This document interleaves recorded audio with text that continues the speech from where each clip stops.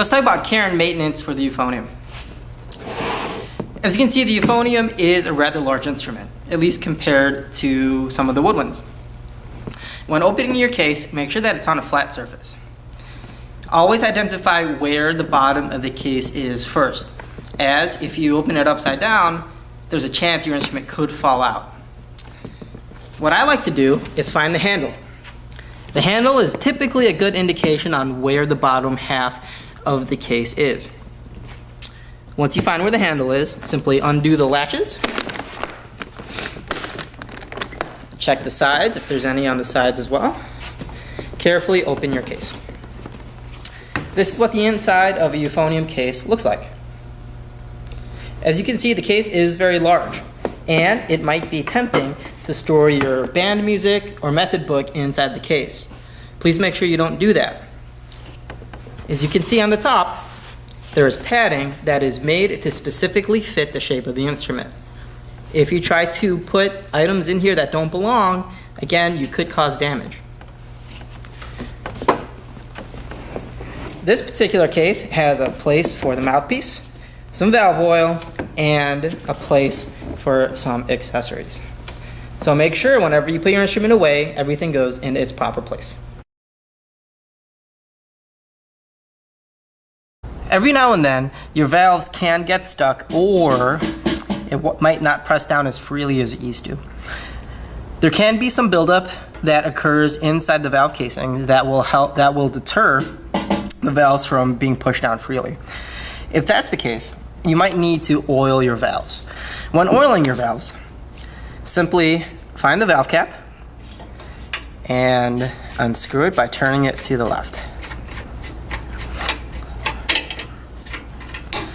This is what your valve looks like on the inside. Now you can see that the holes that are punched in to the valves are very unique to the particular valve that it is placed into. So it's very important that we do not accidentally mix up the valves. So I like to oil my valves one at a time. That way it eliminates any confusion. To oil your valves, simply grab your valve oil, unscrew the top, and place about 2 to 3 drops near the top of the valve.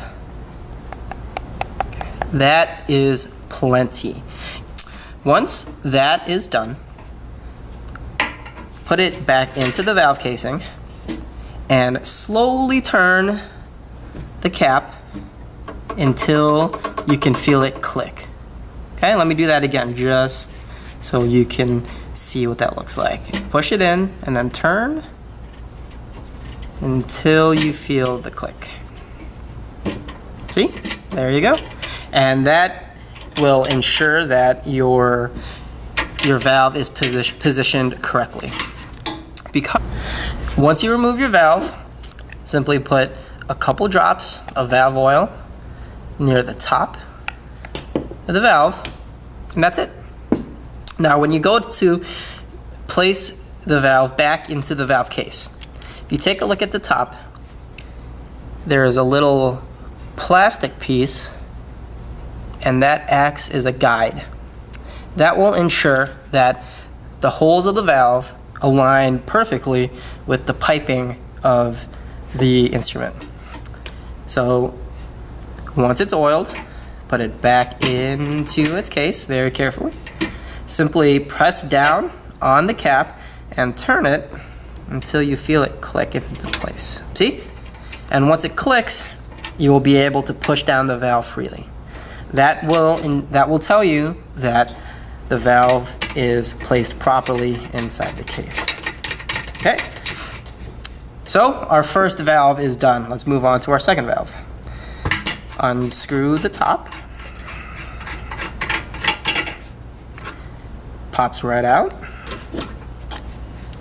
Put 1 or 2 drops of valve oil near the top and slide it back in. Remember, it's very important that we place the correct valve in the correct valve casing, or else you won't be able to produce a sound with your instrument.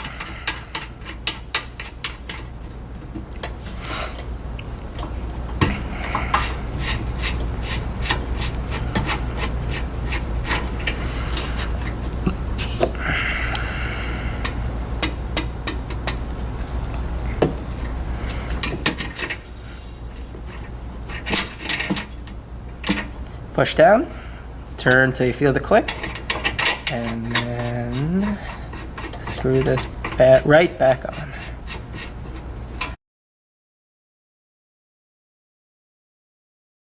Sometimes, when you play, you'll hear that your instrument is producing kind of a gargling sound.